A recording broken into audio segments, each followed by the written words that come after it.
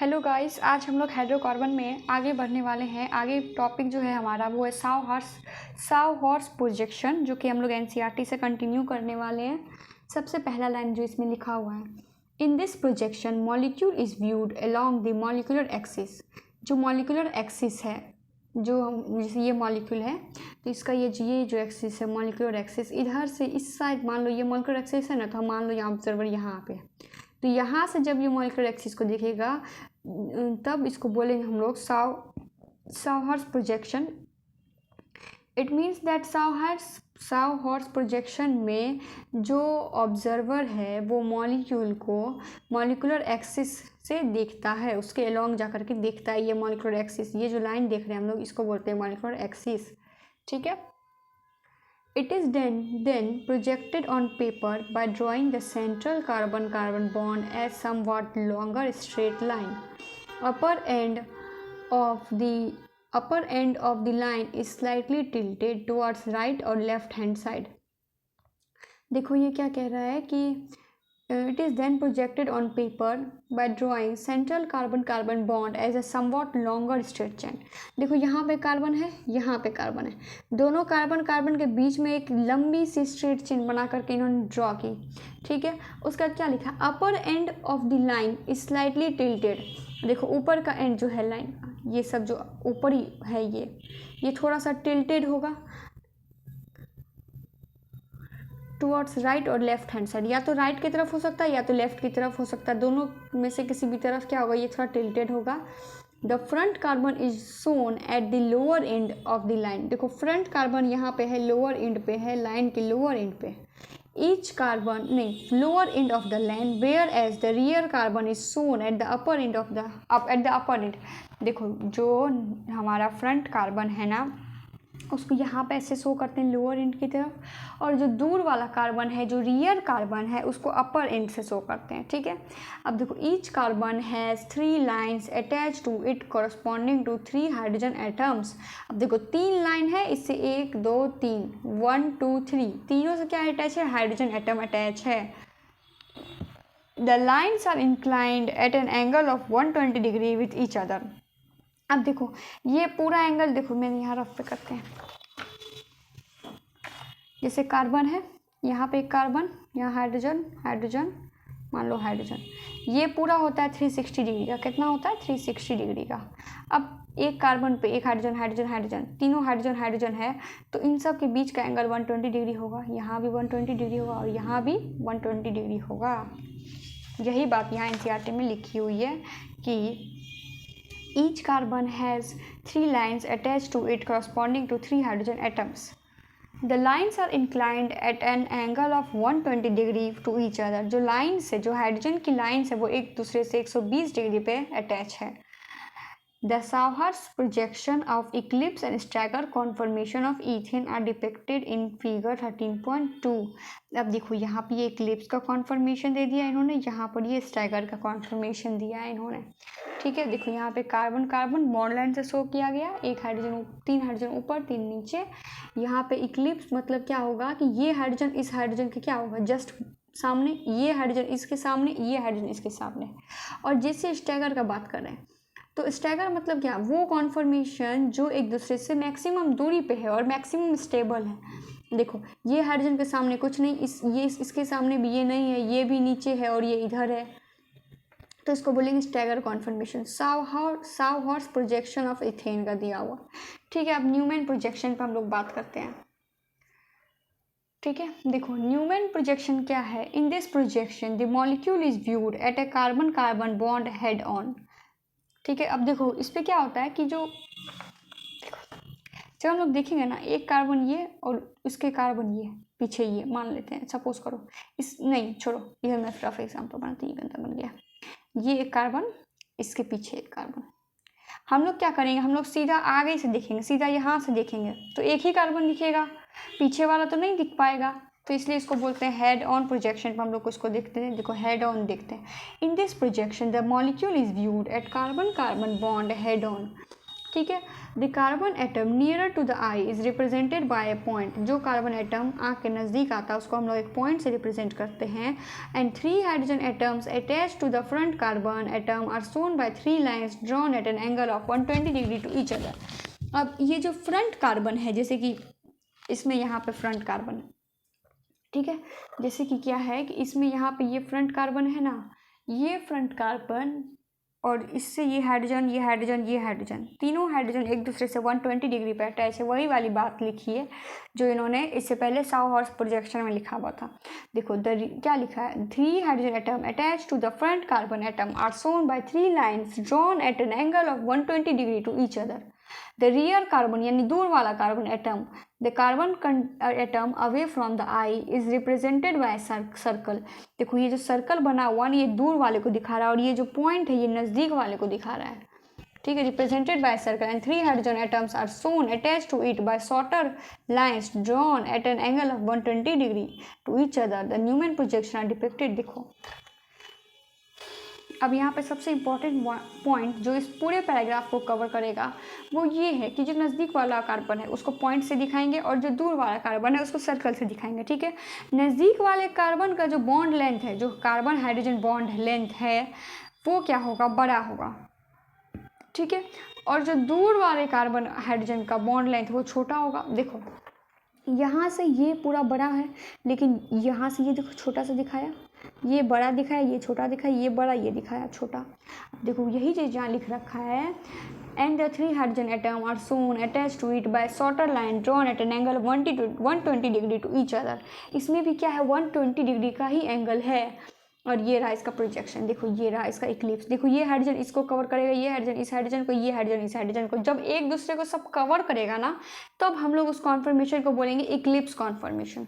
अब stagger conformation किसको बोलेंगे, देखो ये हाइड्रोजन से इस हाइड्रोजन जब 60 डिग्री पे घुमा देंगे, इथेन मॉलिक्यूल में एक दूसरे को जब हम लोग 60 डिग्री पे घुमा देंगे, यहाँ पे ये जो एंगल है डायहेड्रल एंगल वो 60 डिग्री है, यहाँ पर डायहेड्रल एंगल ऐसे करके शॉर्ट में लिख देते हैं, ठीक है। वो 60 डिग्री पे इथेन में घुमाए तो स्टैगर कॉन्फर्मेशन में बदलेगा और इन दोनों हाइड्रोजन के बीच का जो एंगल है उसको बोलते हैं हम लोग angle of rotation, angle of torsion और डायहेड्रल एंगल।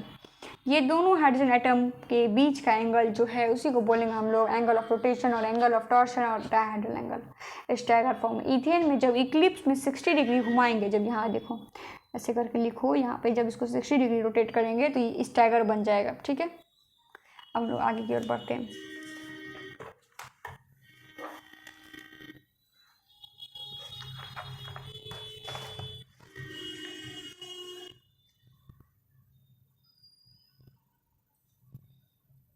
अब नेक्स्ट टॉपिक है रिलेटिव स्टेबिलिटी ऑफ कॉन्फर्मेशन, ठीक है। अब स्टैगर हुआ, इक्लिप्स हुआ या इन दोनों के बीच का स्काउ या गाउच हुआ, उसकी एक रिलेटिव स्टेबिलिटी का हम लोग इसमें स्टडी करेंगे, ठीक है।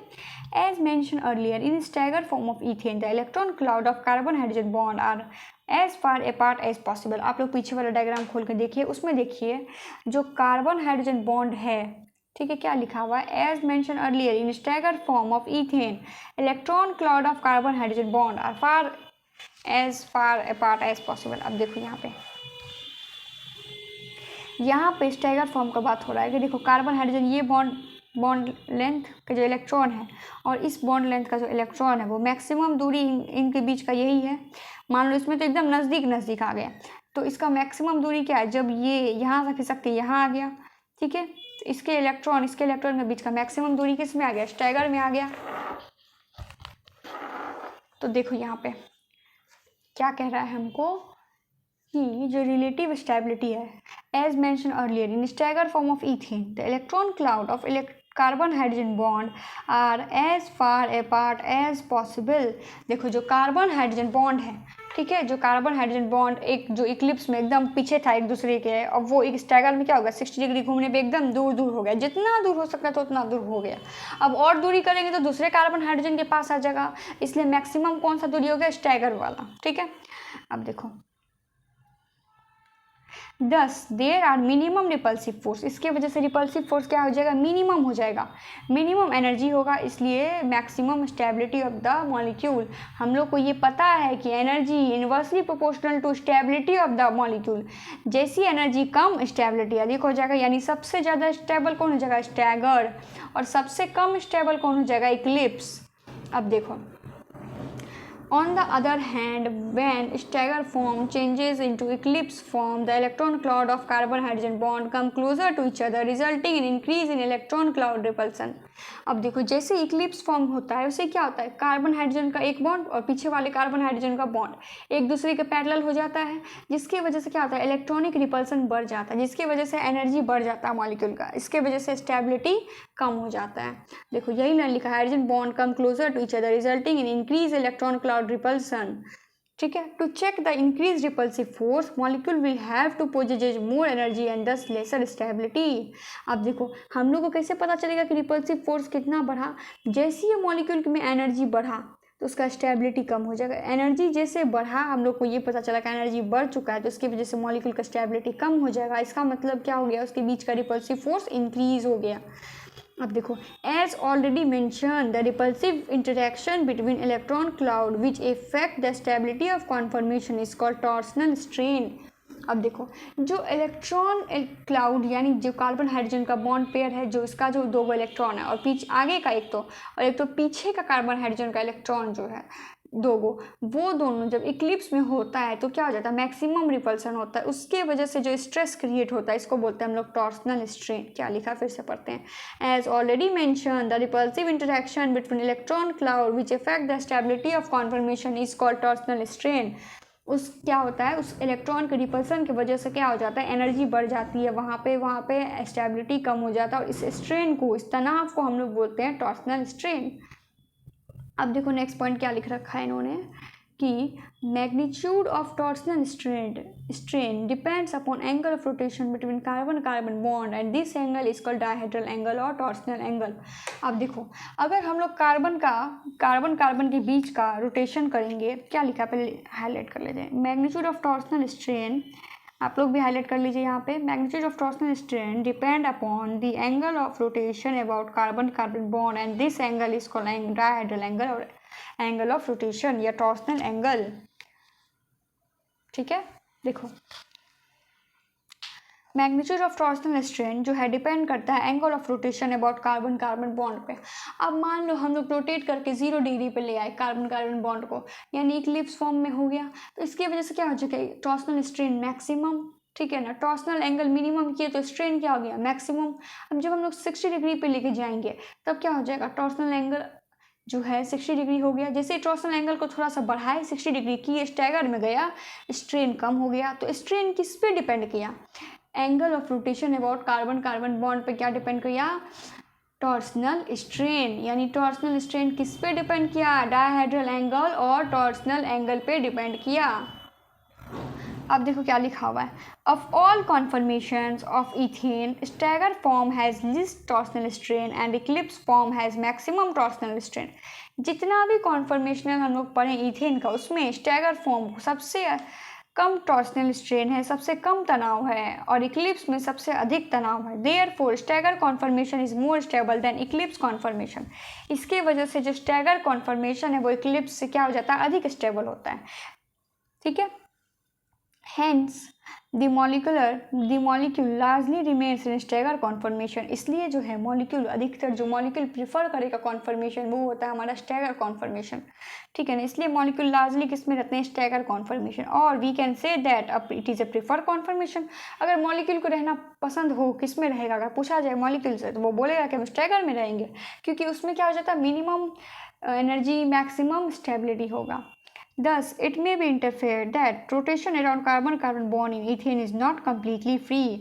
अब देखो इसमें जो रोटेशन है कार्बन कार्बन बॉन्ड में, इथेन में, वो completely free नहीं है। ठीक है ना, the energy difference between two extreme, मान लो इसमें हम कुछ एक्सप्लेन करना चाहेंगे मान लो एक तो स्टैगर पे गया, ठीक है, उसके बाद जब स्टैगर पे जाएगा तो वो इक्लिप्स पे जाना चाहेगा क्या? इक्लिप्स पे जाने के लिए क्या होगा, उसको फोर्स लगाना पड़ेगा, वो नहीं जाना चाहेगा इक्लिप्स पे, क्योंकि इक्लिप्स पे वो स्टेबल ही नहीं है, तो वो क्यों जाना चाहेगा? जो काम तुम लोग को पसंद नहीं है, क्या तुम लोग वो करना चाहोगे? नहीं ना। तो फिर जो मॉलिक्यूल है वो अगर स्टैगर फॉर्म में स्टेबल है तो वो इक्लिप्स पे नहीं जाना चाहेगा। लेकिन अगर फिर भी लेके जाना चाहो, इसलिए यहाँ पर लिखा है thus it may be interfere that rotation around carbon carbon single bond in ethane is not completely free. ये कम्प्लीटली फ्री नहीं होता, क्योंकि एक बार स्टैगर पे गया तो वो इक्लिप्स पे जाना नहीं चाहेगा अगर उससे पूछा जाए तो। लेकिन यहाँ कुछ और भी है। अब देखो पहले यहाँ नेक्स्ट लाइन क्या है, the energy difference between two extreme form is of order of 12.5 kilo joule per mole which is very small. अब देखो जो स्टैगर है और जो इक्लिप्स है, इन दोनों फॉर्म के बीच का energy difference 12.5 kilo joule per मोल है, जो कि बहुत छोटा सा एनर्जी डिफरेंस है, ठीक है। अब देखो इससे पहले हम लोगों ने पढ़ा था 1 से 20 किलो जूल एनर्जी बैरियर था, वो क्या था और ये क्या है। एक्चुअली जब ईथेन मॉलिक्यूल का बात करेंगे ना, जब ईथेन का, तो हम लोग पढ़ेंगे 12.5 किलो जूल पर मोल। लेकिन जब एल्केन का बात करेंगे ना तो उसका एक रेंज आ जाता है, ठीक है ना। उसका एक रेंज है कि वो मान लो 1 से 20 किलो जूल पर मोल के बीच में होता है, वो सारे एल्केन को काउंट करके बोलेगा, और यहाँ पे ये सिर्फ ईथेन को काउंट करके किया। अगर हमसे पूछेगा एनर्जी बैरियर ऑफ एल्केन तो हम लोग बोलेंगे 1 से 20 किलो जूल पर मोल। अगर हमसे पूछा जाएगा कि एनर्जी बैरियर ऑफ ईथेन तो हम लोग बोलेंगे 12.5 किलो जूल पर मोल, जो कि बहुत छोटा है। Even at ordinary temperature the ethane molecule gains thermal और kinetic energy sufficient enough to overcome this energy barrier of 12.5 kilo joule per mole through intermolecular collision. अब देखो है तो इतना सा एनर्जी डिफरेंस जो कि बहुत छोटा है, तो क्या होता है कि ऑर्डिनरी टेम्परेचर पे ईथेन मॉलिक्यूल थर्मल और काइनेटिक एनर्जी अपने सराउंडिंग से गेन कर लेता है, अपने इंटरमॉलिक्यूलर कोलिजन से गेन कर लेता है और इस एनर्जी बैरियर को ओवरकम कर लेता है। तो इसलिए हम लोग कह सकते हैं ये जो 12.5 किलो जूल पर मोल एनर्जी बैरियर है इसको ये ओवरकम कर लेता है। इसलिए thus it can be said that rotation about carbon carbon single bond in ethane is almost free for all practical purpose. इसलिए हम लोग कह सकते हैं जो कार्बन कार्बन सिंगल बॉन्ड है ना, उसका रोटेशन जो है ऑलमोस्ट फ्री है, क्योंकि वो जो 12.5 किलो जूल पर मोल का डिफरेंस आता है ना, वो क्या होता है कि अपने इंटरमॉलिक्यूलर कोलिजन सराउंडिंग से वो उतना एनर्जी गेन कर लेता है, इसलिए वो ऑलमोस्ट फ्री होता है। अब देखो it has not been possible to separate the and isolate the different conformational isomer of ethane. चाहे कोई सा भी कॉन्फॉर्मेशन, चाहे ईथेन, प्रोपेन, ब्यूटेन, किसी का भी हो, उसके कॉन्फॉर्मेशनल आइसोमर को हम लोग सेपरेट आउट नहीं कर सकते, ये पॉसिबल नहीं है। Thank you.